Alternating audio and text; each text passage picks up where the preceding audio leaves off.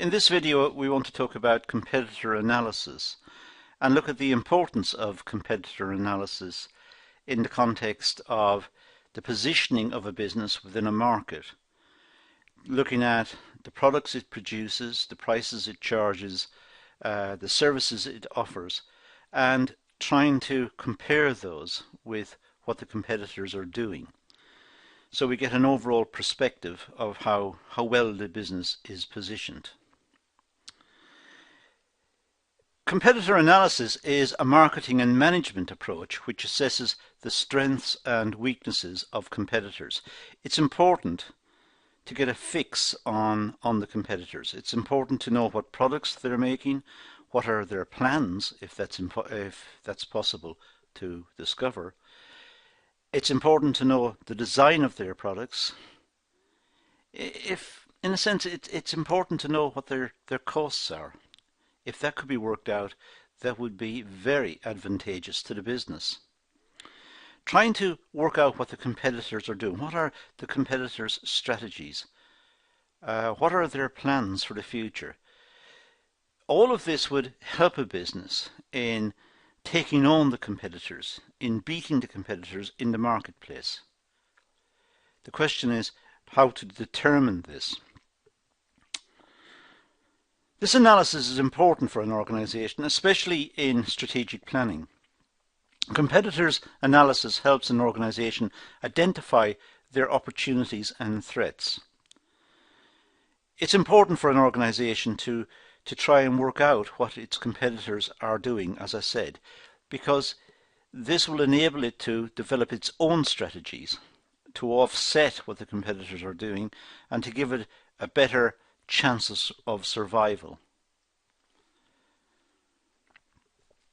As markets become more concentrated, there is a growing need for organizations to conduct competitor analysis. We live in a globalized world, a world where products are coming from all parts of the globe. And this means that the competitors may not be local. The competitors may not be in the same country. So it's important that companies who are producing for perhaps local markets are aware that if they are showing high levels of profitability, if they are highly successful, the chances are that will encourage competitors. In economics, what economists call supernormal profits or excess profits. Excess profits signal up a situation that encourages competitors to enter. It flags up that there are profits to be made in this particular market with this particular product, and competitors will join. That means that the profits will be competed away. But it also could mean that the very survival of companies within that market will be threatened.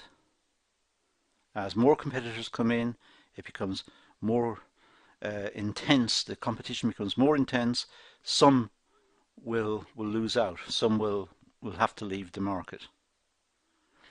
So understanding the competitors is of critical importance. There are many challenges faced by new business in the new business environment. There's increased competition due to globalization. Competition can be intense, and as I said earlier, when there are profits to be made, good profits to be made in a particular market, that will flag up to potential competitors the desirability of that market, and they will want to join in, which means competition can become intense. And that means that slightly inefficient firms with slightly higher cost structures for whatever reason, perhaps they've got older capital or their businesses were designed in the past and perhaps not super efficient, those companies may find it very difficult to survive. There's also an increasing pace of innovation and customer demands. Customers want new products. They want innovative products, better designed, better quality, cheaper. So customers are becoming more aware of what's available in the market, and probably the internet and better communication systems have facilitated this. Customers can shop around online, see what products are available, see the attributes of the products, read about the products, read reviews of the products, so the customers know. They're more informed. So there's an increasing pressure on businesses to innovate and also be competitive. Price wars and aggressive price competition may be a feature of the market. If new companies are intent upon coming into the market because of perhaps high profit levels, then there may be price wars. The new companies attempting to join the market may cut the price, which will cause the existing firms to have to cut their price. And a price war could be sparked off. Now, a price war sounds good as far as the customer is concerned. It sounds like the customer is going to get the product very cheaply. But in fact, a price war can be a disaster, because as companies leave the market, because the prices are now so low, companies start to leave, then those outlets and those products are lost. So customer choice will start to reduce down to the companies who are more efficient, the companies who are more capable of making the product efficiently. But there were fewer of those companies around, which means perhaps reduced customer choice in the long run. So price wars are not as desirable as they may sound. There may be a growing need for strategic alliances and investments. It may be that companies have to start joining together and sharing facilities, sharing research, sharing production facilities, sharing distribution facilities, all in an effort to try and reduce costs, to try and survive in what may have become an extremely competitive situation. An increase of bad competitors who do not adhere to the norms and principles of competition. Bad competitors could be ones who are misleading the public about the product, or perhaps putting out false information about their rivals' products. This can actually lead to a destruction of the market, because the customers become confused. It could be that competitors start to almost copy precisely the successful products, but they're not making it to a good standard. And that will destroy the good company as well, the one who's making the reliable product. Customers become confused. So in a sense, the bad companies are driving out the good companies. The need for stronger relationships between customers, suppliers, distributors, and business associates. As competition becomes intense, some companies will start to form together to try and fight off the competition. And there is a tendency for a coming together, sharing resources. As I said earlier, in terms of strategic alliances, or in terms of even mergers may happen. Companies come together totally to try and beat off the competition, because that's a better option than simply going out of business. So there may be a process of more communications between the existing companies, more sharing of resources, more help. Even though they're competitors, they know each other and they want to fight off the new competition. So if the market is highly profitable, that's a signal for new competition to come in. But the new competition may compete differently to the existing ones. So the norms, the standards that are set within the market and what the existing companies have been working to, those will be upset by the entry of the new competitors. For an organization, competition analysis has become a necessity. It's important that companies are aware of their competitors, what their competitors have got, what services they're supplying, the prices they're charging, the quality and the design and all of the issues associated with the product, its distribution, its delivery, its aftercare service and so on. Businesses need to know what each other are doing, so they will spend some time researching each other. And they do it for survival. They do it because they need to know what their competitors are doing, so they can at least do the same or perhaps do better, and thereby gain an advantage over the competitors. They can do it for growth as well. They can do it so as to grow their own business. They know what the competitors are doing, and they have now got an opportunity to match that and perhaps innovate the product as well, or introduce a new product, related product, which will enhance the sales of the business. So the business would grow. I mean, it can only do this if it knows what the competitors are doing and ideally what the competitors are planning. But it may not be able to discover that. If it did, it may be illegal. It may involve espionage and spying on the company and so on. But companies, generally speaking, can only find out what other companies are doing by looking at the products they've made and put in front of the public. But by looking at competitors, it does provoke a business to explore opportunities. It means that the business is looking at what the competitors are making and then dissecting their products and analysing their products in the context of what they know about the customers within the market, and then going on to look for opportunities to innovate on the competitor's product, to improve the competitor's product, or take the market leader and take the products produced by the market leader and then try to further improve those. So looking for opportunities. Certainly it's the case that the company will try to remain in the competitive environment, and it'll try to remain there by knowing what the competitors are doing and trying to match their movements within the market, what they're doing in terms of pricing, design, new products, planned launches of new products and so on.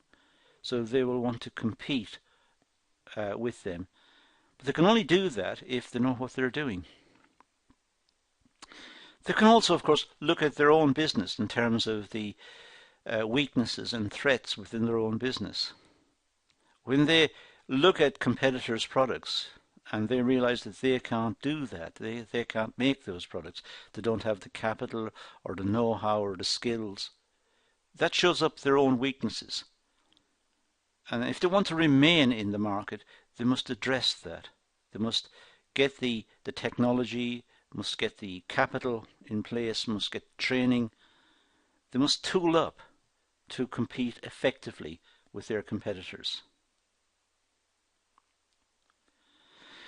A competitor analysis is an important element in marketing planning.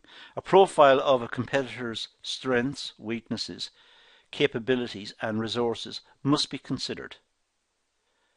So when looking at marketing planning, one aspect of the business, how it's going to market its products, it must look at the competitors and look at what are the strengths and the weaknesses of the competitors and their abilities and the resources they've got to enable them to successfully compete in the marketplace. So there must be a complete profile of the competitors.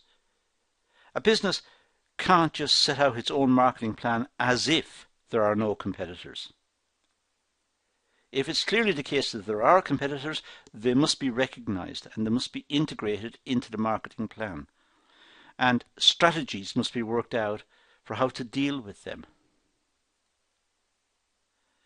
A competitor analysis is an activity that research and collect information about competitors. That's what the competitor analysis does. It starts by researching, collecting information about competitors. So it's not the analysis part. This is the first part. So it's probably not correct to say that competitor analysis is an activity that researches. Research means collecting the data and refining the data into information. And that information is about the competitors, about their strategies, about their products, prices, how the products are made, and so on. So this is collecting the information. And then utilizing the information to evaluate competitor behavior. That's the analysis. B is the analysis. A is collecting the data that's going to be turned into information, that's going to be processed and analyzed. And it's B that utilizes the information to evaluate competitor behavior, to see what the competitors are doing, to look at the course that the competitors are following, which direction are they moving in. When conducting a competitor analysis, the following needs to be considered. Who are the competitors? It may sound a trivial question, but it's important to identify exactly who the competitors are. And it may not be as straightforward as it sounds. In a globalized market, sometimes it's difficult to know who exactly the competitors are. The products are simply put on the shelf. The products arrive in from overseas. Well, is it a big company overseas that's producing them or a little company overseas? So who exactly are the competitors? What are their strategies? What are their resources? What's their capability? What's their plans for the product and for their position in the market? So who are they? And what are their goals? What are they trying to achieve? Are they simply trying to make sales, take a share of the market, or have they got other goals, perhaps long-term goals for to dominate the market and to introduce new products, and perhaps they've already got a product range in another country even, and they want to launch a product as a test to see if it's successful, and if it is, bring in the rest of the range. What are the strengths and weaknesses of the competitors? If the competitors are domestic, perhaps local, it may be possible to work out, roughly speaking, their strengths and weaknesses. But as I said, if they are international, there is an issue about trying to work out exactly what their strengths and weaknesses are. Sometimes analysts almost guess at what the weaknesses could be. If it's international, then have they got an expertise in selling in the domestic market? Have companies overseas got an expertise in selling in this market, the market in which we find ourselves in? Do they know customer requirements? So there may be a weakness there. On the other hand, it's important to try to determine how much research have those companies conducted before they launch their product in the market. So what are their objectives? What are they trying to do? Are they trying to dominate the market? Are they simply selling excess stock that they produced in their country? And if it's a domestic producer, what's it trying to do? Is it simply trying to survive or grow? Or is it putting a lot of effort into research and development so that it in the future will launch new, very innovative products and take over the market? What exactly are they up to? It's important for a business when trying to look strategically at its own position. It may try to plan for the next 5 years, let's say, a strategic plan for, say, 5 years.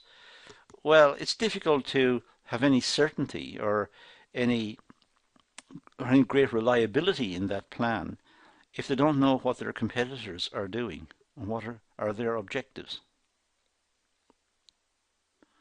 So what are the competitors' strategies and how do they intend to pursue these strategies?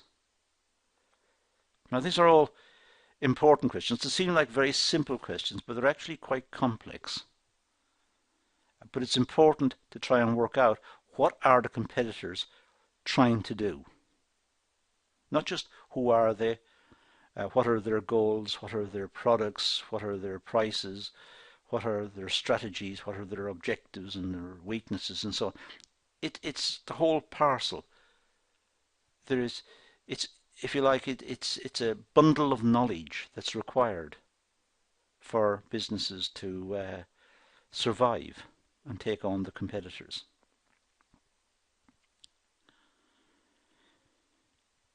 There's also this issue, number 6, how competitors react or behave to changes in the environment. Now, in terms of economics, there are lots of models that look at the reactions of competitors to changes in prices. But in terms of business, we could widen this and say not just in terms of changes in prices, changes in the design of the product, changes in the quality of the product, changes in the after-sales service, or changes in the warranty of the product. So how do competitors react to this wider set of issues? And what are they doing to beat the company in their own right? What services are they offering? What designs are they offering? What's their unique selling point? Is it possible to determine that? And if you look at the environment in which businesses operate, the social, the economic, the political, the legal, the whole pest structure, if you look at that, how do companies work within that? How do they cope with changes in the economy? If consumers' incomes are falling, how do they deal with this? Do they cut price to try and match it, to try and stay in the market? Have they got the facility to cut the price? Are they already working to tight margins? The social environment. The business needs to show itself to be environmentally friendly, so it produces in an environmentally friendly manner. Is the business doing that? Are all the businesses within the sector doing it? Does the sector itself have a bad reputation in terms of its green credentials? So there are issues there that need to be dealt with as well. Porter identifies a framework for analysing competitors. Looks at competitor objectives, assumptions, strategies, and capabilities. And I'm going to run through these in the rest of this video. So we're going to look at Porter's views of competitor objectives, assumptions, strategies, and capabilities. And we start with objectives. So it's important that an organization has an understanding of its competitors' goals and objectives. As I said earlier, it's important because that's how to effectively compete with the competitors. That's how to take them on. It's important to in battle to know your enemy. It's important in business to understand what the competitors are doing, the products they're making, what their plans are, their prices, their research and development efforts, and so on. So it's important to understand the competitors' goals and objectives. What are they trying to do? Goals and objectives offer an insight into competitors' strategic incentives and their plans for the future. So once a company gets a fix on a competitor's goals and objectives, then essentially it knows its plans. It knows what it wants to do, and it can start to plan to counter those. The goals and objectives can be profit maximization, although that's not an objective widely pursued, mostly because it's the requirements for profit maximization, as often discussed in economics, are very rigorous and very difficult to calculate. But let's say high levels of profit rather than profit maximization. Profit maximization is almost essentially a mathematical concept. So we'll just talk about high levels of profit. Then we have sales growth, market share, technology, and service leadership. So the goals and objectives of the competitors could be any or all of these, a mixture of these. And it's important that the company tries to figure out how the competitors are doing, what they're doing, and what direction they're moving in. So knowing the competitors' goals and objectives allows an organization to work out the competitors' strengths and weaknesses. If you know what their goals and objectives are, you know that they're aiming to produce a certain product, but they're not producing another product which is technologically more advanced. It might show a weakness in their ability to innovate or to modify particular products suitable for a market. They may have certain deficiencies within their structure. But it may also be the case that they're bringing out very advanced products, which shows they've got a high degree of skill and capability within the business. So the products and the strategies being pursued by the competitors are to some extent symptomatic of the strengths and weaknesses of the organization. Now, the competitor assumptions. It's important to have an understanding of competitors' assumptions and their beliefs. It helps to understand the competitor's next move.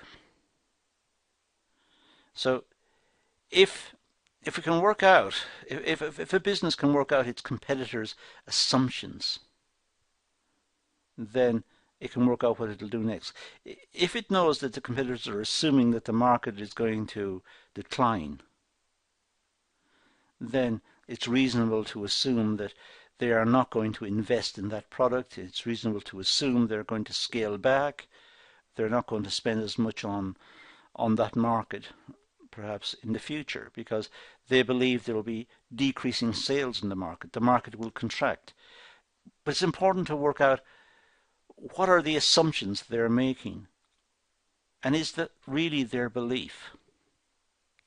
Now, of course, companies can only do this by looking at actual products in the market, prices, and hearsay or perhaps company reports that are in the public domain.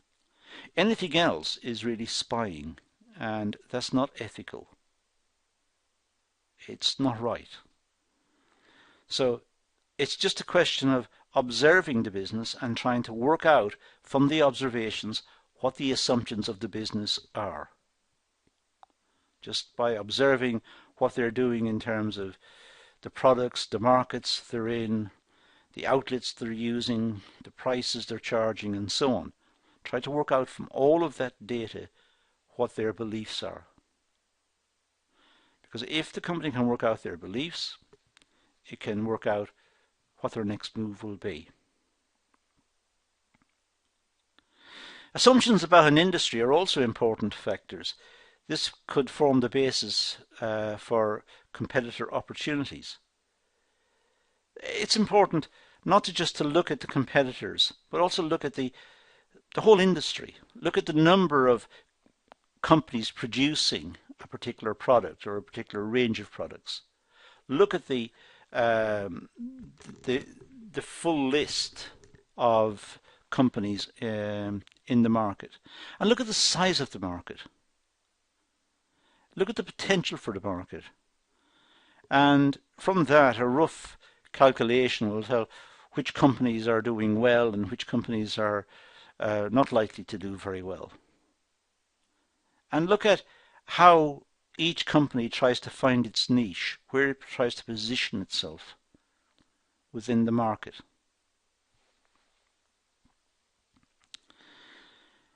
For example, a new competitor may produce products that have been previously unsuccessful. So take a product which was previously unsuccessful, a new competitor may produce those products. Honda introduced small motorbikes in the US market after assumptions were made that the product was a failure. This was then proven to be successful. Sometimes products are not successful, but they may be successful in other markets. It depends on the culture of the market. It depends on the consumers. It depends on disposable income. It depends on their susceptibility to marketing images, and it depends on the trends and fashions within the market. So perhaps a product which is produced for one market may be unsuccessful, but it could be relaunched in another market and be successful. So simply because a company has spent a lot of research and development resources and developed a product which then proves to be unsuccessful, doesn't mean that that company is going to be unsuccessful. That very same product could be highly successful in a different context, or even at a different time period, be introduced later. Now we're on to competitor strategy. A competitor strategy allows an organization to predict their competitor's next move. Information about their strategies provide opportunities for an organization to act accordingly. So trying to work out what the competitor's strategies are is extremely difficult. After all, as I said earlier, the information available to a business about its competitors' strategies is only the information that is generally available. It's, in a sense, in the public domain. The company can find out what products the competitors are making, the prices they're charging. They can buy the products and dissect the products, open up the products and look at the components and how it's assembled and try to work out the costs, and it can gain information about the competitors in that way. Spying on the competitors and that sort of activity is not legal, and it's not ethical and not desirable.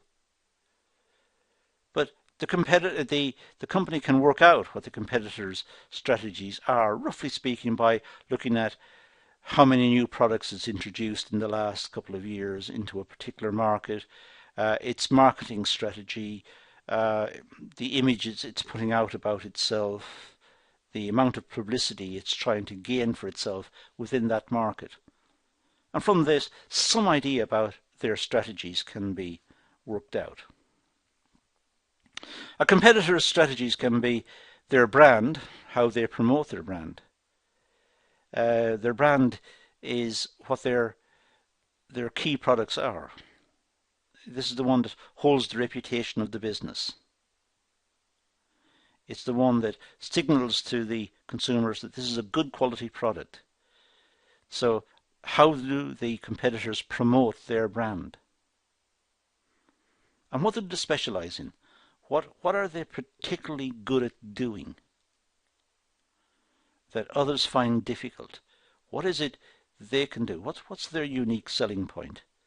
Have they got an advantage in producing high quality products cheaply? Can they do that? What do they specialize in? What products in particular are they good at making? How do they distribute their products? Through retailers, directly to the public, wholesalers? How do they distribute the product? How do they get it to the customer? And what are their cost structure and pricing policies?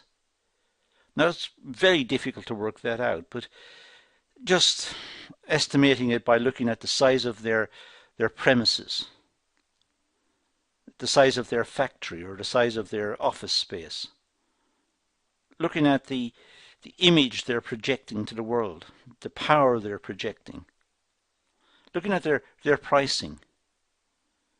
What sort of pricing policy are they pursuing? And what's their research and development effort?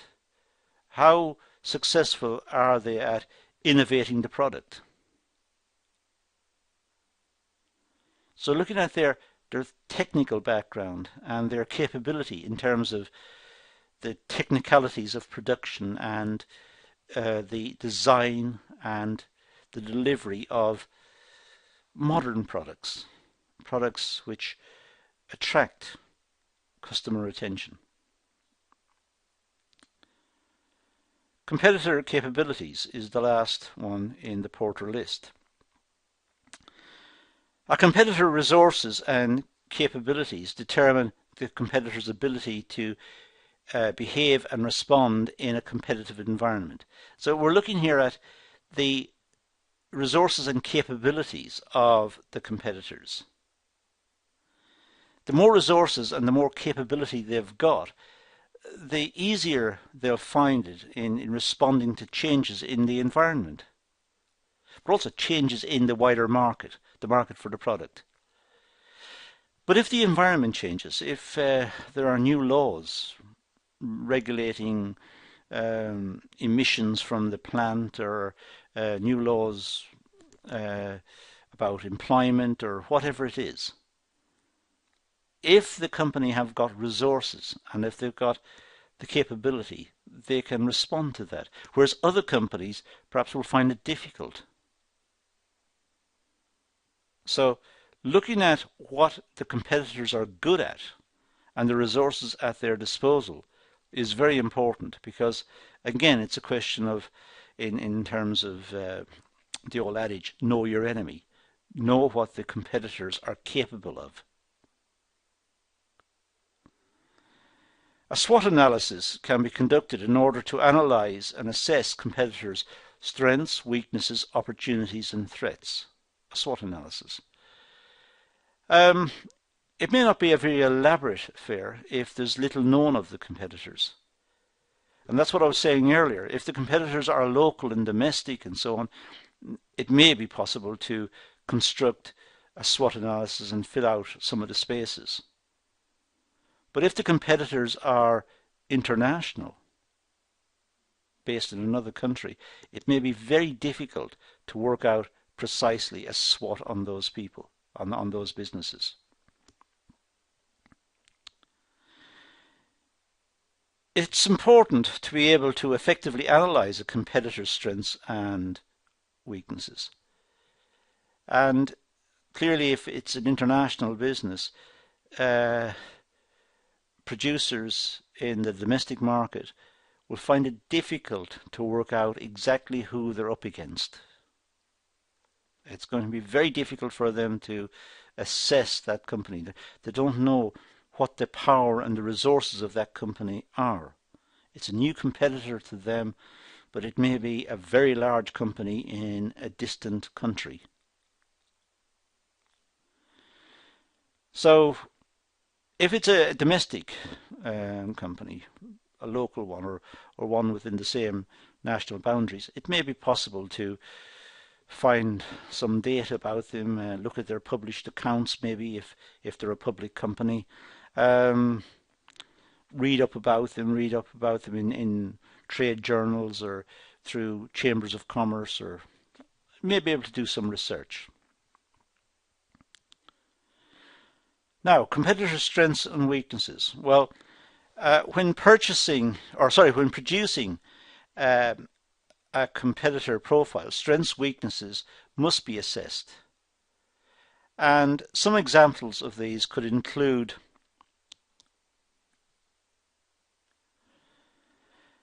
Brand strength and patents. So looking at the strengths and weaknesses of the competitors could include looking at have they got copyright or have they got a patent or a patent, as some people say, over a certain product, which gives them a legalized monopoly on the production of that item. So competition can't take place. Or are they working towards some aspects of product innovation which will give them a monopoly, which they can patent? So we have an issue in trying to work out the profile of the competitors, because that's, if they were successful in getting a legal protection for some process that they've developed in the context of the product, then that would make it very serious for other companies to succeed and to compete effectively with them. But there's also an issue about customer loyalty and repeat purchases. Looking at competitors, the chances are they're going to have loyal customers, customers who like their product, like their company, like the image. And those customers will make repeat purchases. And for another company to win those customers, it's going to be very difficult. It's very difficult to persuade people to change. Sometimes people buy out of habit. They buy it because they've always bought it and they like it. They like the company and they like the product. Also, look at the competitor's profile in terms of market share and growth. How big are the competitors? Try to rank the competitors in terms of size. Try to estimate their sales or their profitability, or do it on some basis. Look at the share of the market. How much of the market are they taking? And are they getting bigger? Because if they are, it means they're successful and they're making products that are meeting customer requirements. And that should flag up to a business that it needs to innovate. It needs to find out what the customers want and try and match that. Look at the sales and financial growth. It's not just a question of looking at the size of the business, but look at its profitability. If it's a private company, that figure will not be available, but it's possible sometimes just to look at the premises that they occupy, the style of the premises, the lifestyles of the directors, and look at how successful the business is. And that could be an indicator of how well the competitors are doing. Try to get a feeling for the assets and the capital of the business. Look at the lorries or the distribution mechanism it uses for distributing the product to the customer. Are they new and modern and up to date? What are the reports about employee satisfaction say about the business, if those reports are available? Try to gauge the atmosphere about the business, and from that it's an indicator of the resources that the business may have and be able to deploy in order to be successful in the market. Look at supplier relationships and distribution channels. If the product is widely distributed and well placed within the market, it means that the company has got a good relationship with perhaps retailers or wholesalers or agents or whoever it is who's handling the product. It's got a good relationship because clearly its product is being pushed. So look at the distribution channels and look at the relationships that the company is or has with those different outlets, because that again is an indication of the power of the competitor. Product development and rate of diffusion and innovation. It's important to understand what the competitor is doing in terms of diffusion of the product throughout the market. So the product perhaps it starts in a particular region or in a particular city, then it moves to the region, and then it moves to the next region, and it moves right throughout the country. It diffuses throughout the country. Look at the rate at which it can do this. And look at the innovation of the product. Look at how the product has changed over the last year. Look at the image of the product, and look at the segment of the market that's been targeted by the competitor. And these are all indicators of how powerful the competitors can be. So in this session we've looked at competitor analysis. It's a big topic. It's quite complex. It's very important because companies must understand what their competitors are like and what they're doing if they are to effectively compete. So it's a critically important topic, even though it's not very precise, and there are many issues associated with it, as we've seen. If we go back over this video again, each slide has got an immense amount of complexity associated with collecting information and trying to get a fix on what the competitors are like and what they're doing. But it's important to do it. So companies are constantly trying to work out what their competitors are up to. But that's all I'm going to deal with in this session, so I'm going to leave it at that and say thank you for watching.